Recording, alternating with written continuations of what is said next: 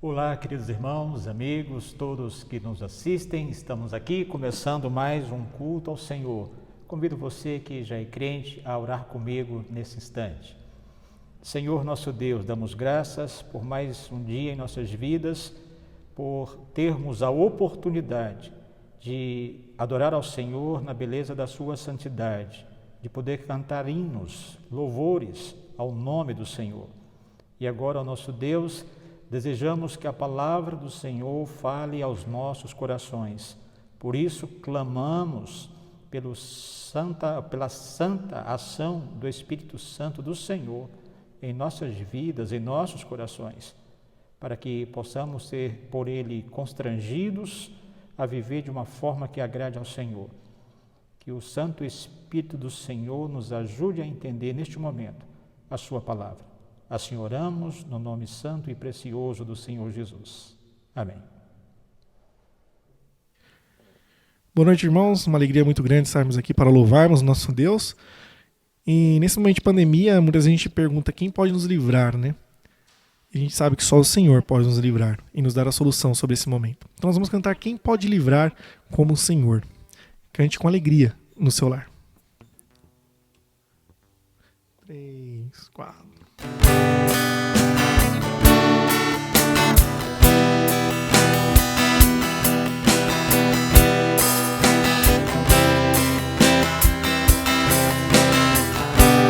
Quem pode livrar como o Senhor? Ele é poderoso para me guardar. Quem pode livrar como o Senhor? Ele é poderoso para me guardar. Quantos meus inimigos se levantaram contra mim, o Senhor estendeu suas mãos para mim e me deu a vitória, a vitória. O Senhor estendeu suas mãos para mim e me deu a vitória. Amém. Oremos. Senhor nosso Deus, nós te louvamos, ó Pai, por este dia que o Senhor nos concedeu. Te louvamos, ó Deus, por esta igreja. Te pedimos, Pai, pelos nossos irmãos em Cristo, que o Senhor continue abençoando as suas vidas. Continuamos rogando ao Senhor pelo nosso país, pedindo que o Senhor tenha misericórdia, ó Pai, que o Senhor repreenda todo o mal. Pedimos ao Senhor pelos agentes de saúde, ó Deus, que o Senhor os abençoe, os sustente, fortalecendo a saúde de cada um, ó Deus. Abençoa também a fé, Senhor, dos teus servos, ó Pai. Continua sustentando os teus servos nas tuas mãos, Pai. Te rogamos pela vida do nosso pastor, que o Senhor continue abençoando a sua vida e toda a tua igreja, Pai. Nós oramos a Ti, Senhor, agradecidos, em nome de Jesus. Amém. Irmão, nós vamos cantar nesse momento o hineto Marcharemos. 3, 4...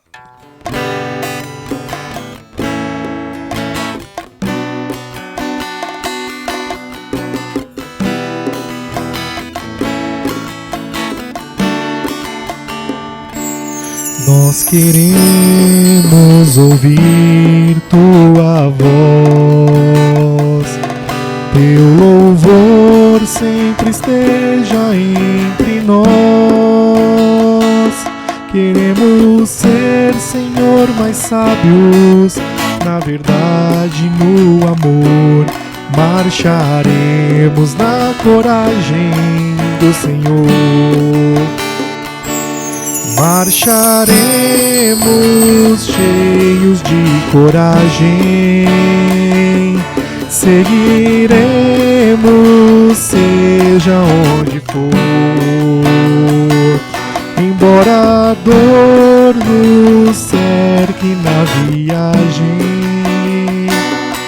marcharemos na coragem do Senhor.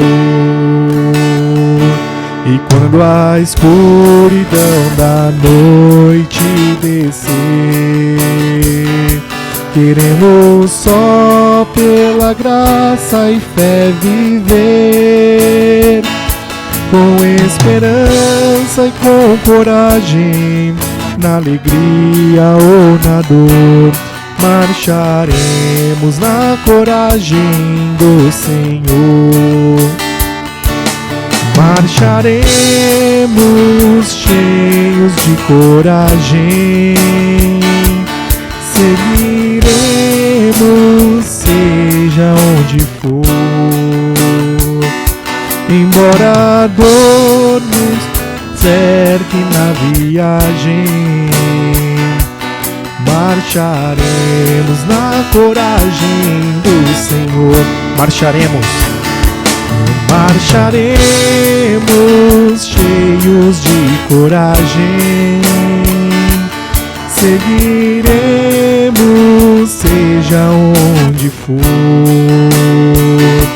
embora a dor nos cerque na viagem, marcharemos na coragem do Senhor. Marcharemos na coragem do Senhor. Marcharemos na coragem do Senhor. Muito bem, queridos irmãos e amigos, vamos abrir a palavra do Senhor no Evangelho de Lucas, capítulo 15. O nosso estudo vai aí do verso 11 até o verso 32. Já vimos uma parte semana passada. Se você quiser ter acesso ao estudo anterior, pode aí acessar o nosso canal e ouvir o estudo, o nosso último estudo. Temos aqui no Evangelho de Lucas, capítulo 15, 3 parábolas contadas pelo Senhor Jesus. A parábola da ovelha perdida, a parábola da dracma perdida e a última é a parábola do filho pródigo, que é esta que nós estamos estudando. E nós estamos meditando sobre os aspectos humanos e espirituais da parábola do filho pródigo. Vimos na semana passada a respeito da rebeldia e do arrependimento do filho mais novo. Nós baseamos aí o nosso estudo do verso 11 até o verso 21. E só para você se lembrar, parábola é uma comparação, é um paralelo, é uma narrativa curta para ensinar uma verdade moral ou espiritual. E Jesus fez uso em seu ministério deste recurso, das parábolas. Então, a parábola é uma pequena história para ajudar a entender uma verdade mais profunda, mais complexa. E aqui nós temos, então, a parábola do filho pródigo. Então, vamos continuar a leitura da palavra de Deus, de onde paramos no nosso último estudo, que é a primeira parte, que você vai acessar depois. Paramos aí no verso 21, vamos ler do verso 21 até o verso 32. Diz assim a palavra de Deus: E o filho lhe disse: Pai, pequei contra o céu e diante de ti, já não sou digno de ser chamado teu filho. O pai, porém, disse aos seus servos: Trazei depressa a melhor roupa, vestiu, ponte-lhe um anel no dedo e sandálias nos pés. Trazei também e matai o novilho cevado, comamos e regozijemo-nos, porque este meu filho estava morto e reviveu, estava perdido e foi achado. E começaram a regozijar-se. Ora, o filho mais velho estivera no campo, e, quando voltava, ao aproximar-se da casa, ouviu a música e as danças. Chamou um dos criados e perguntou-lhe que era aquilo. E ele informou: Veio teu irmão e teu pai mandou matar o novilho cevado, porque o recuperou com saúde. Ele se indignou e não queria entrar. Saindo, porém, o pai procurava conciliá-lo. Mas ele respondeu a seu pai: Há tantos anos que te sirvo sem jamais transgredir uma ordem tua. e nunca me deste um cabrito sequer para alegrar-me com os meus amigos. Vindo, porém, esse teu filho, que desperdiçou os teus bens com meretrizes, tu mandaste matar para ele o novilho cevado. Então lhe respondeu o pai: meu filho, tu sempre estás comigo, tudo o que é meu é teu. Entretanto, era preciso que nos regozijássemos e nos alegrássemos, porque esse teu irmão estava morto e reviveu, estava perdido e foi achado. Muito bem, irmãos e amigos, temos aqui a nossa última parte do estudo e nós vamos ver agora, nessa segunda parte, sobre o amor e o perdão do pai para com o filho mais novo. Aqui no verso 21, que foi o último verso que nós lemos no estudo anterior, quando diz que o filho chega para o pai e lhe pede perdão: pai, pequei contra o céu, pequei contra Deus e diante de ti, já não sou digno de ser chamado teu filho. Este foi o ponto onde nós paramos no nosso último estudo. E eu fico pensando, quando o filho está se aproximando da sua casa, e você pode olhar aí no versículo 20, quando diz: e levantando-se foi para o seu pai. Vinha ele ainda longe quando o seu pai o avistou. Quando olho para esse verso 20, o que me vem aqui à mente é que este pai, durante o tempo em que o seu filho esteve longe, sempre olhava para aquela estrada por onde ele viu o filho pela última vez. Não sabemos quanto tempo, quantos meses, quantos anos se passaram a estadia desse filho mais novo na terra distante. Mas o que eu penso é que este pai tenha ficado preocupado com a situação do seu filho. Como é que está meu filho? Será que meu filho está bem? Como está o meu filho? Onde está o meu filho? Eu lembro quando visitei uma senhora viúva que havia perdido o seu marido. Esse casal não teve filhos e aquele senhor veio a falecer. E na visita então à viúva, aquela senhora já idosa, ela me contou algo interessante, que é o que eu imagino que tenha acontecido com o pai deste filho pródigo. Aquela senhora me dizia que o seu esposo, que trabalhava na roça, sempre retornava para casa por volta das 5 da tarde. E era costume dela esperá-lo à janela, olhando para o final da rua. E isso aconteceu durante muitos anos, quando ele era vivo. E mesmo após o seu falecimento, aquela viúva me disse: olha, pastor, quando chega por volta de 5 da tarde, eu vou lá para a janela e fico olhando lá para o final da rua, esperando o meu esposo voltar. Aí eu me dou conta que ele não está mais aqui, que ele já faleceu, ele está com o Senhor. Mas de tantos anos repetindo isso, eu faço até hoje a mesma coisa. E como ela olhava ali para o final da rua, esperando o seu esposo chegar em casa, e ele não chegaria mais, porque já havia partido, estava com o Senhor. É mais ou menos assim que eu imagino o pai deste rapaz. Ele viu o filho embora, levando o dinheiro, indo para uma terra distante. E todos os dias eu penso que este pai olhava lá para o final da estrada, para ver se o filho retornava. Talvez chegando ali o final do dia, ele olhava lá para o final para ver se o filho vinha e nada. E este pai ia dormir com aquele pesar no coração, aquela tristeza: onde está o meu filho? E como sempre ele fazia, olhando para a estrada por onde viu o filho partir, eu fico pensando como foi aquele dia que o filho retornou. Ele olha lá para o final da estrada e de repente o seu coração começa a bater mais forte e ele percebe que aquele vulto ali parece com o seu filho e realmente é o seu filho. E esse pai então sai correndo na direção do seu filho: meu filho, meu filho! E aí os empregados, os servos estranham aquele comportamento do seu patrão, e ele sai correndo em direção ao seu filho: meu filho, meu filho! Quanto tempo ele havia esperado aquele filho voltar? Até que enfim isso aconteceu, o seu filho volta. E eu fico imaginando que este rapaz, este filho, está voltando agora sujo, maltrapilho, fraco, com fome, descalço, vinha cambaleando na direção da sua casa. E esse filho consegue olhar para frente, ele vê que é o seu pai que está vindo. E o seu pai, certamente já idoso, mas corre na direção do filho que ele esperava há tanto tempo. E ele vem correndo, e o filho mal consegue andar. E o pai chega perto do filho e simplesmente ele o abraça e o beija. Meu filho, meu filho, meu filho. Que abraço! Um abraço que significava perdão.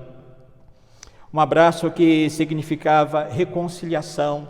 Um abraço, um beijo que estavam dizendo: meu filho, eu te perdoo, eu te recebo de volta. Que alegria grande ali no coração deste pai de poder revê-lo depois de tanto tempo. Olhem comigo aí no verso 22, diz assim: o pai, porém, disse aos seus servos: trazei depressa a melhor roupa, vestiu-o, ponde-lhe um anel no dedo e sandálias nos pés. Quando o filho abraça o pai, o filho diz para o pai: pai, eu estou aqui, eu estou de volta, o senhor me aceita como empregado? O pai sequer ouviu o que o filho estava dizendo, só tratou de chegar e conversar com os empregados: olha, traga uma roupa para o meu filho, ele tem que tirar essa roupa suja, imunda, ele vai tomar um banho, prepare uma roupa para ele. Colocou ali então o anel no dedo do seu filho: não, você é meu filho, você tem autoridade, você não vai ser empregado, você não vai ser escravo, eu te recebo de volta agora como meu filho, verdadeiramente como meu filho. E colocou ali sandálias nos pés daquele jovem que certamente deve ter feito aquela viagem, possivelmente com uma sandália rústica, talvez até sem sandália. Ele agora recuperava a posição de filho, e aí faz essa festa, o pai recebe alegremente o seu filho de volta, todo mundo está alegre, o pai está alegre. E aí, amados, nós pensando, a gente pensando um pouquinho neste encontro aqui do pai com o seu filho, né? E o filho com o seu pai depois de tanto tempo. Será que alguns pais e filhos não precisariam se reconciliar? Filhos que estão brigados com os pais, ou pais brigados com os seus filhos, um não fala com o outro. Será que este encontro aqui do filho pródigo com o seu pai não está dizendo que você precisa reconciliar-se com seu pai, talvez com sua mãe, ou com algum dos seus irmãos, ou quem sabe, uma outra pessoa que tenha tido aí algum tipo de relacionamento conflituoso? Mas pense sobre isso. E claro, a gente está falando aqui do filho pródigo, mas poderíamos também pensar nas mães pródigas, ou nos pais pródigos, não no sentido de gastadores, mas pegando aqui o exemplo do filho pródigo, né? Pais que abandonaram seus lares, mães que deixaram suas famílias, deixaram seus filhos para trás, e nós conhecemos situações assim. Eu lembro de um irmão em Cristo, vou chamá-lo aqui de João. O João era criança, tinha um irmãozinho mais novo, morava com seu pai e sua mãe. O seu pai costumava de manhã cedo pegar a bicicleta e ir trabalhar. E o João montava na bicicleta até uma certa altura, indo com o pai. Ali ele descia e voltava até a porta da casa, onde sua mãe o esperava com o seu irmãozinho no colo. E isso acontecia sempre, era uma diversão para o João poder andar um pouco com o pai na bicicleta. Só que o pai do João um dia decidiu ir embora. Fez uma mochila, colocou nas costas, pegou a bicicleta, e aí o João, sem entender nada, achando que o pai ia trabalhar, quis montar na bicicleta e a mãe não deixou. E ele ficou ali chorando à beira da porta e viu o pai montar naquela bicicleta, pegar a sua mochila e ir embora. Nunca mais voltou. Pais que abandonaram seus lares, mães que fizeram a mesma coisa. Quanta dor, quanto sofrimento para quem fica. E quando o João me contou a sua história, realmente a gente fica triste ao ouvir, mas poderíamos pensar então não só em filhos pródigos, mas em mães pródigas, pais pródigos, né? Pais que abandonaram os lares, mães que abandonaram também os seus lares. Mas também teríamos que pensar em algo diferente. Estamos falando de um pai que deixou literalmente o seu lar, a mãe que foi embora, arrumou um outro companheiro, deixou os filhos para trás. Mas poderíamos também pensar numa outra possibilidade. Há pais que estão fisicamente dentro de casa, mas os seus corações não estão ali. O mesmo pode acontecer com um filho que está dentro de casa, está convivendo com a família, mas o seu coração está numa terra distante, ou seja, fisicamente presentes, mas emocionalmente não. Isso, infelizmente, acontece, e há filhos, às vezes, que estão ali dentro de casa, mas estão longe dos seus pais, não querem saber dos seus pais, de obedecer aos seus pais, e acham que devem viver as suas vidas como bem querem. Não, eu estou aqui, mas quem manda na minha vida sou eu, a minha vida é meu território, e cravam uma bandeira ali, não aceitam o conselho do pai, não aceitam uma orientação da mãe. Filhos pródigos que não vão para uma terra distante, fisicamente falando, literalmente, mas estão dentro dos seus lares e longe dos seus pais. E poderíamos também pensar, por exemplo, em muitos crentes que abandonaram o convívio com a família de Deus, deixaram a igreja, não participam mais da comunhão com os seus irmãos na fé, como que filhos pródigos, filhos que abandonaram o local onde deveria estar com a família de Deus.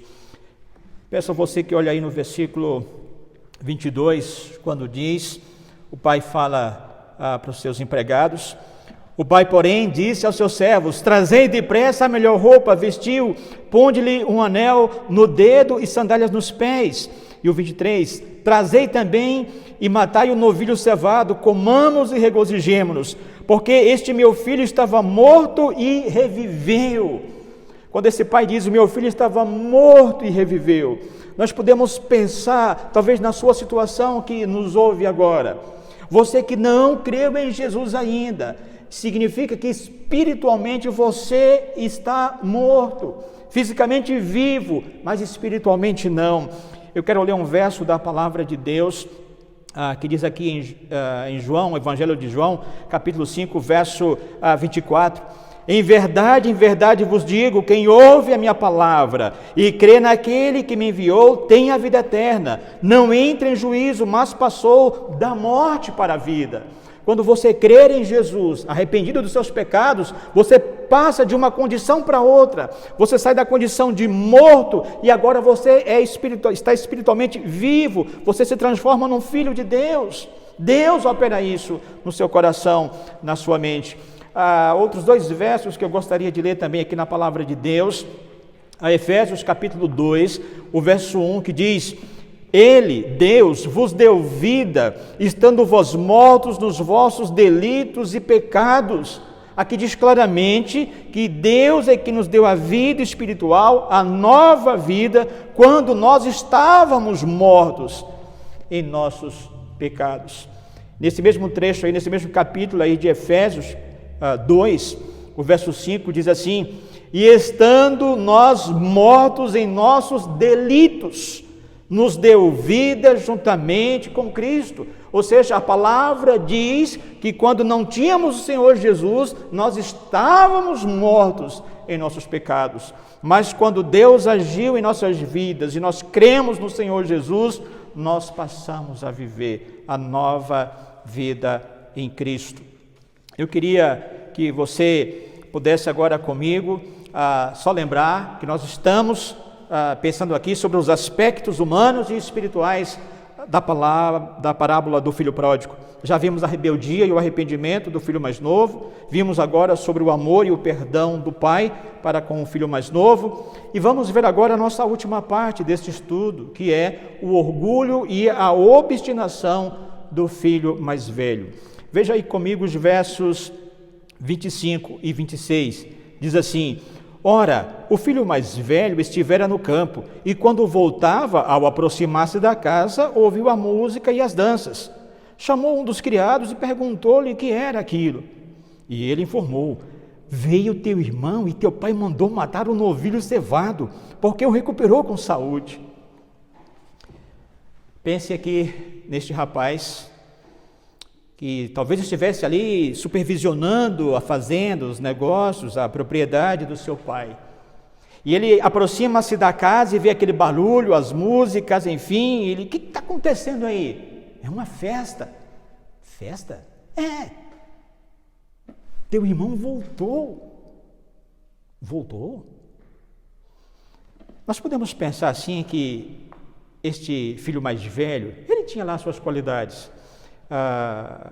Um filho obediente, trabalhador, fiel ao seu pai, diligente nas coisas que fazia, zelava pelos bens da família, nunca tinha envergonhado o seu pai ou a sua família, enfim, era um filho obediente, tinha sim lá suas qualidades, mas nos parece que essas qualidades que ele possuía foram um tropeço na sua vida, porque ele tornou-se um filho orgulhoso, obstinado. Se você olhar comigo aí, nos versos 29 e 30, poderíamos observar essa atitude orgulhosa do filho. Versos 29 e 30 dizem assim: mas ele respondeu a seu pai: há tantos anos que te sirvo sem jamais transgredir uma ordem tua, e nunca me deste um cabrito sequer para alegrar-me com os meus amigos. Vindo, porém, esse teu filho, que desperdiçou os teus bens com meretrizes, tu mandaste matar para ele o novilho cevado. Perceberam como este jovem está aqui se vangloriando diante do seu pai? Eu sou o filho, eu sou o cara. Esse teu filho aí, ele não vale nada. Olha o que ele fez. Eu sou merecedor de que o Senhor faça uma festa para mim.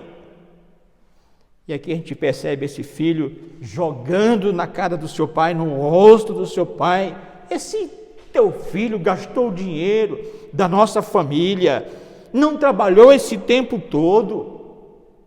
E ele prossegue desprezando o seu irmão. Ele está aqui olhando para a sua justiça. Eu sou um filho bom, eu sou o filho que todo pai sonhou. E eu nunca recebi uma festa, pai. Agora esse teu filho, sei lá o que ele fez com o dinheiro e agora o Senhor dá uma festa dessa para ele. E aí a gente percebe o ciúme, a inveja, a insensibilidade deste filho mais velho. Coração duro, sem amor, sem compaixão, não pensou, não quis perdoar o irmão. Havia muito ódio no seu coração. A gente percebe isso em relação ao filho, talvez um ódio em relação ao próprio pai, um filho mais velho, mais imaturo, birrento, não quis saber de entrar para comemorar com seu pai o retorno do irmão. Frieza de coração. Eu não sei, talvez o que aconteça no seu coração, mas é possível que haja ódio dentro dele, rancor, às vezes entre os próprios membros da família, um irmão que tem ódio do outro, o pai está com rancor do filho, o filho está brigado com a mãe, ou os irmãos entre si. Pode acontecer? Pode, e talvez seja o seu caso. Isso também acontece na família de Deus, na igreja. Irmãos que podem estar com rancor, com ódio um do outro, e isso perturba a sua vida. Isso deve ser acertado entre Deus e também entre Deus e você, e você com aquele irmão. Mas pensando aí, queridos, neste momento que o pai tenta conciliar com o filho mais velho. Eu imagino aquele pai, a alegria que tomou conta do seu coração por ver o filho voltar, e agora tem que correr atrás do filho mais velho para tentar recuperá-lo. Filho, venha participar conosco, é a nossa família, é o seu irmão. E aquele filho orgulhoso, teimoso, não quis saber de perdoar o irmão, não exerceu compaixão, não exerceu misericórdia. Estava lá se achando o melhor filho do mundo. Na verdade, irmãos e amigos, quando o Senhor Jesus está falando aqui desse filho mais velho, Jesus está repreendendo os fariseus e os escribas. Estes dois grupos de pessoas eram pessoas religiosas, e essas pessoas tinham um estilo de vida em que elas exaltavam a si mesmas por causa das coisas que faziam. Como disse, eram orgulhosos, se achavam melhores que os outros. Então, quando Jesus está falando aqui do filho mais velho que se exalta, se orgulha dos seus feitos, da sua obediência, da sua fidelidade ao seu pai, Jesus está aqui atacando a forma de viver dos fariseus e dos escribas, que se achavam justos e bons diante de Deus e não precisavam se arrepender. E assim a gente percebe que o filho mais novo que saiu, que foi embora para uma terra distante, ele não sabia o que era ser filho. Só depois que foi para a terra distante, sofreu, e aí volta quebrantado, humilhado, agora ele podia compreender de fato o que era ser filho. Enquanto que o irmão mais novo, que achava que sabia o que era ser filho, na verdade, nunca descobriu realmente o que era sê-lo. E aí a gente percebe essa atitude no coração do irmão mais velho. E é possível que talvez isso aconteça com pessoas, e eu creio que acontece, pessoas que se acham boas demais, justas demais, e não precisam de Deus, acham que podem viver suas vidas do jeito que bem quiserem. Eu sou uma pessoa direita, honesta, correta, eu sou uma pessoa boa, sou uma pessoa justa, não desejo mal para ninguém. E assim como este filho mais velho que se justificava e se achava merecedor de tanta coisa do seu pai, há muitas pessoas que se consideram justas diante de Deus, pessoas que se consideram merecedoras da salvação e não se arrependem dos seus pecados, e por isso continuam perdidas, achando que estão salvas. Por isso eu quero convidar você que me ouve agora, se você que não é crente e acha que não precisa de Deus, não precisa se arrepender porque você é uma pessoa boa, uma pessoa direita. Não estou falando que você não seja, realmente você pode ser uma pessoa boa e direita, mas isto não salvará a sua vida, isto não vai resolver o seu problema com Deus. O que vai resolver o seu problema diante de Deus é você chegar como fez o filho mais novo, arrependido, quebrantado, e dizer: Deus, eu pequei contra o Senhor, eu sou um tremendo pecador diante do Senhor. E aí você poder reconhecer que Deus é santo e Ele quer salvar você. Nesta parábola que nós vimos aqui, Jesus está mostrando exatamente isto, o grande amor de Deus, a ternura de Deus em receber o ser humano perdido sem Jesus, e Deus o recebe, porque esta pessoa arrependida crê em Jesus.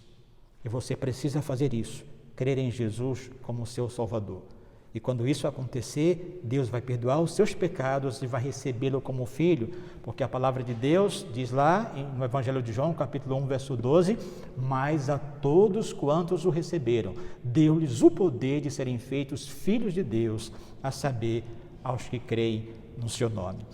E assim nós estamos chegando ao final da nossa meditação aqui, do nosso estudo na parábola do filho pródigo. Só para você não esquecer, nós vimos aí os aspectos humanos e espirituais da parábola do filho pródigo. Nós vimos a rebeldia e o arrependimento do filho mais novo, o amor e o perdão do pai para com o filho mais novo, e finalmente vimos, agora, o orgulho e a obstinação do filho mais velho. Nosso desejo é que Deus possa falar ao seu coração e você, quem sabe, se encontre. Eu me identifico com o filho mais novo, talvez me identifique com o filho mais velho. Como está o seu coração diante de Deus? Há orgulho, há vaidade, há presunção, há um sentimento pessoal de justiça.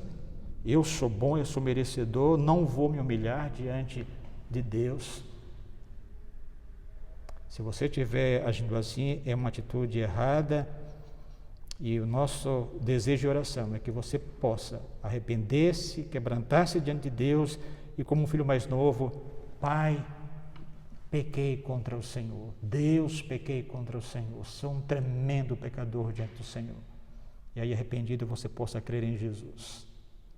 Que Deus nos abençoe. 3, 4.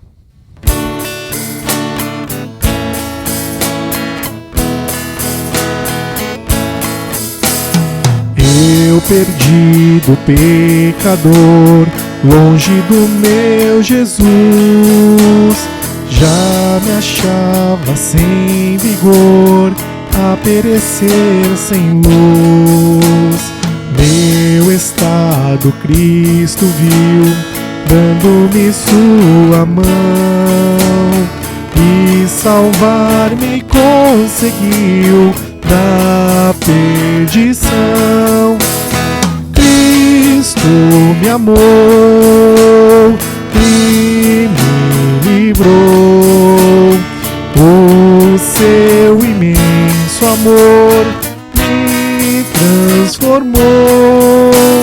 Foi seu poder, o seu querer, sim, Cristo Salvador me transformou. Minha vida, todo ser, quero lhe consagrar.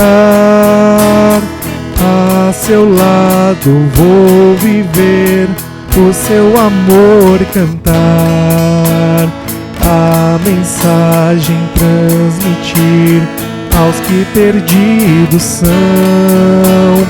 Venham todos já fruir da salvação. Cristo me amou e me livrou, o seu imenso amor me transformou. Foi seu poder, o seu querer, sim, Cristo Salvador me transformou. Amém, irmãos? Que os irmãos tenham uma ótima semana. Deus os abençoe.